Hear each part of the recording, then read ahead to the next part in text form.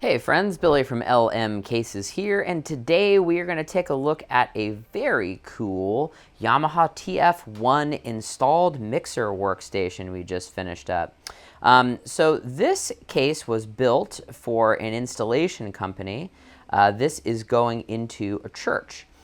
So the top here fits a Yamaha TF1 console. The side profile of the case here is profiled to match the contour of that console. So let me zoom you in here so you can just kind of see the break. So that follows the console up, and then we also have these side ports here. I wish I could lie to you and say that they were for any other function other than looking cool. Maybe there was a fan there. I don't know. I don't think so, but the coolness factor counts, right? So looking at the main deck here of the console, you can see here at the right and left, we do accommodate the console feet. So this is what locks the console in place. So when you're roughly setting it for the first time, the console will drop into place on those little route outs for the feet.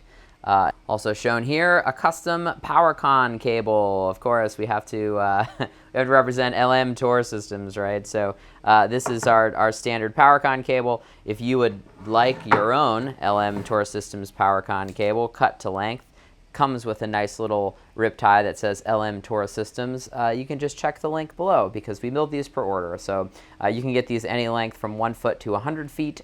You can order them from lmcasesonline.com, which is the link that it's right below. So also, looking at the front of the case, this is a pocket door on the front. So let's give this a look. So looking at the front of the case here, we do have a pocket door on the front.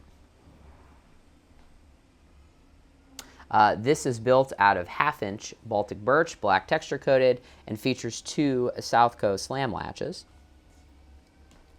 So we'll open this up.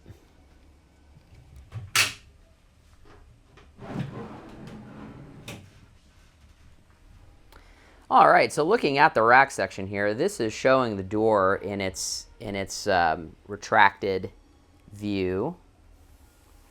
And then also, looking at the rack section, we have a 16-space rack section using pre-tapped 10/32 rail. And if you look here at this side, we've got a little cutout to accommodate the handles. And then looking at the back, you can see we have a vented panel. So we'll take a look at that. All right, so looking at the back of the case, this is actually a removable panel. So a majority of the case's in-out connections are going to be handled by a local box that's on the side, which I'll show you here in a second. So the back lid on this case is actually designed to stay on for a majority of its life. So looking at this is also a 1/2-inch piece of Baltic Birch, and these are pressed in expanded metal vents. So these are custom shapes that we can do here at the shop.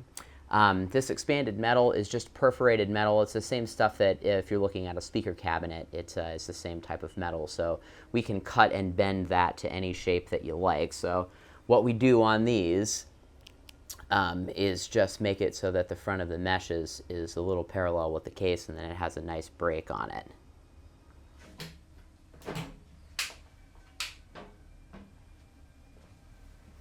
So as you can see, very easy to remove the door. Same construction as the front, 1/2-inch Baltic Birch. Very nice looking door, if I must say so myself. We'll get that popped back on, and we'll take a look at the I/O box on the side. So this is a standard 4 D-punch box for us. We've got 4 blank D-punches here. Obviously, as the name implies, you can fill this with whatever connector you would like. This particular integration company wanted to handle that themselves. So we just did provide 4 blanks, so in case they don't want to use that or they change their mind, you have a nice looking aluminum back piece. So this box actually does come standard with a Hubbell 5278 inlet. But we have an adapter plate available that fits that punch, which are these 2 screws right here, that you can put a D-punch of your variety in there. So if you want to change this box around so that it's an output box and you want to have either a True 1 or a Powercon output, you can.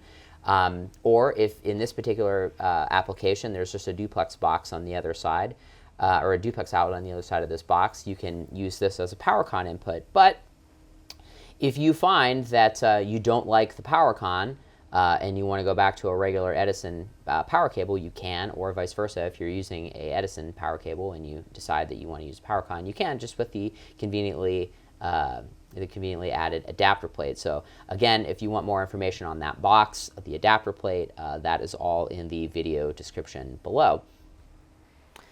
All right, everybody, as always, thanks for stopping by. If you have any questions, you can email me direct, billy@lmcases.com. Check us out on Instagram, LM_cases, or our website, which just seems a bit old school at the moment, lmcases.com. Thanks for stopping by. Hope everybody has a great day.